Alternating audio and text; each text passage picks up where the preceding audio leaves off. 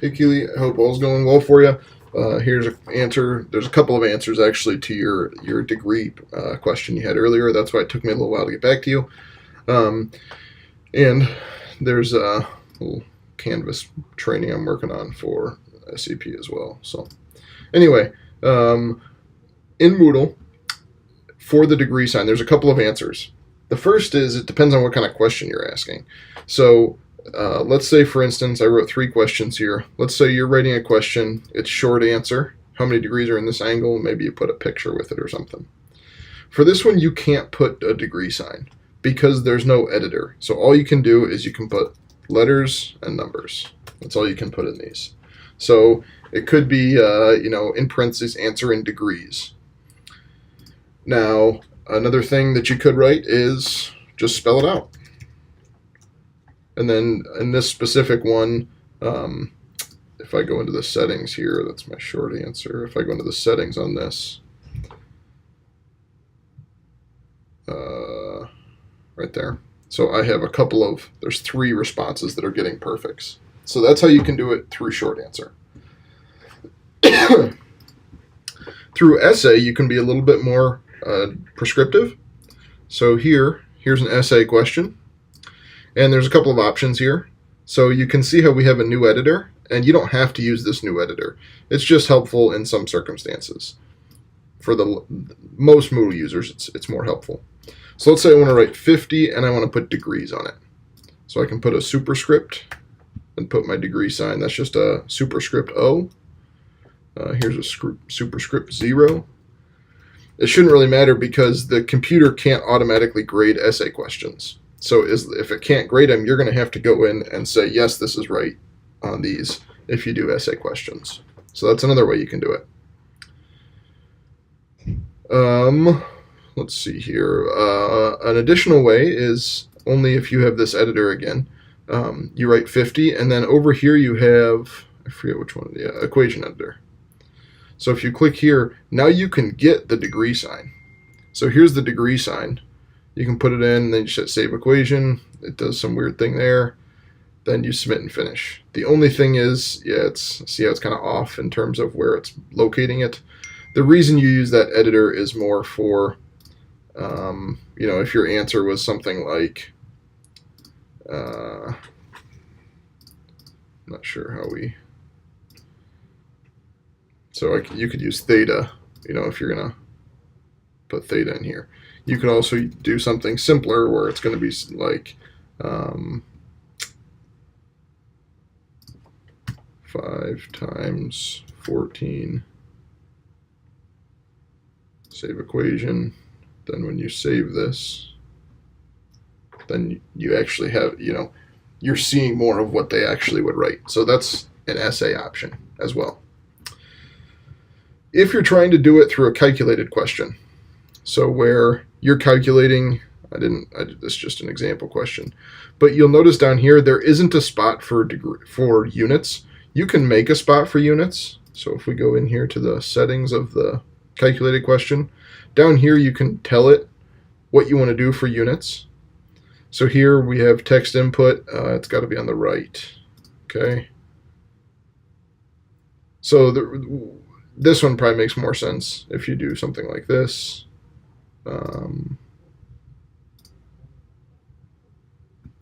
Clicked the wrong one there. So now if we go in here, there's your option for degrees. You'd have to choose multiple options, for them to choose what radio button. You can also do drop-down menu, so they could click over here and choose what they want for their unit. So that's how you set up a calculated one with degrees. Now another option, and I'm not saying you want to do this, but just so you're aware, let's go into our essay question again.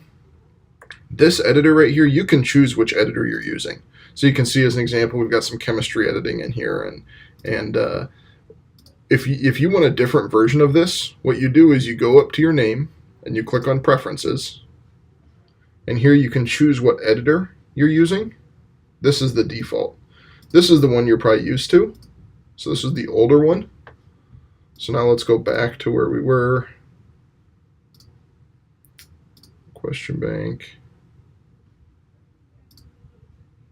Now you can see, let me pull this over. Now you can see this is the old editor.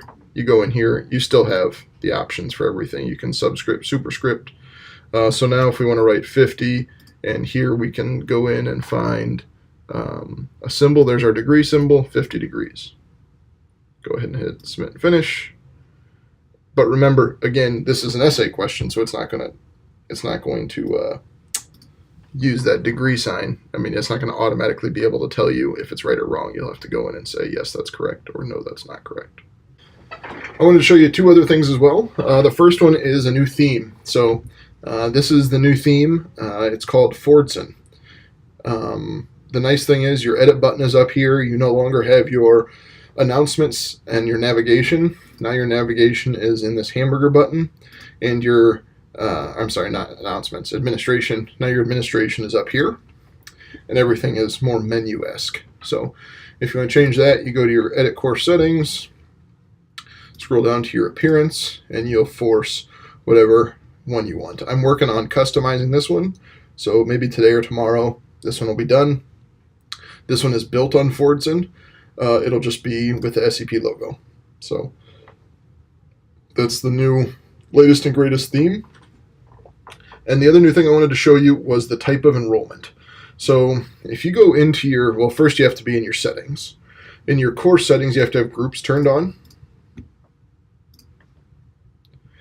And once you have groups turned on, you can set your groups up. So you probably have this, period 1, period 2, period 3, whatever. The interesting thing, though, is if you go into enrollments, you turn on what's called easy enrollments. So before we were doing self-enrollments where you put in the 4-digit code and that took you to the course. Just as a quick reminder, in the past, this is the old way to do it. You would click go to course, you'd put in your 4-digit code, and then it would ask you for your special enrollment code to get in. Now what you can do is you can turn on easy enrollments, and it will give each of your groups a unique code. Now this code you'll copy. And so let's say this is period 1. So for period 1, you would put this 6-digit code up on the board. When a student logs in, they just put that code right here. It gets them into the right class, and it gets them into the right group. Even one more step, you can click this button to download a QR code, and you would just post this QR code. Kids would go, they would log in, they'd click the QR code button, they'd take their computer, and they would just walk up to that code, and it would get them in the right class. So you don't need to, they wouldn't do anything other than scan that code. So those are two new enrollment methods with the new update as well. So that's kind of what we've been working on, and we'll continue to keep bringing interesting new features to Moodle. I was going to ask you, would you be willing to maybe shoot me an email with like a quote about using Moodle in the classroom? We're doing some LMS growth work, and we're making an advertisement for what we have offered other schools, and we're using some teacher testimonials in it. So I would appreciate it if you're willing to do that. Take care. Let me know if you have any other questions.